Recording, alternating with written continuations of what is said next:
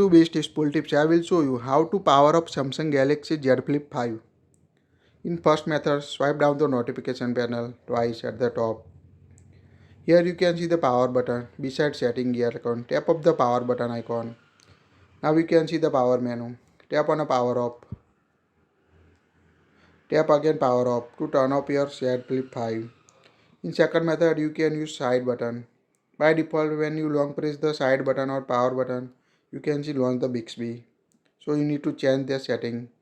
To change settings, open the app drawer, tap the settings, scroll down up to advanced feature, tap on advanced feature, tap on a side button. Now choose the power off menu in press and hold section. Now long press the power button or side button. You can see the power menu.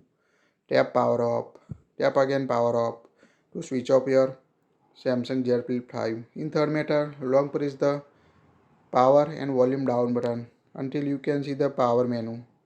Again tap on a power off and a tap power off to switch off your device. You can also check the method using the same advanced feature settings. How to power up your phone here using quick panel, side and volume button, or use a Bixby button also. Just launch the Bixby and say turn off the phone to turn off your Samsung device. That's it. Please like it, share it.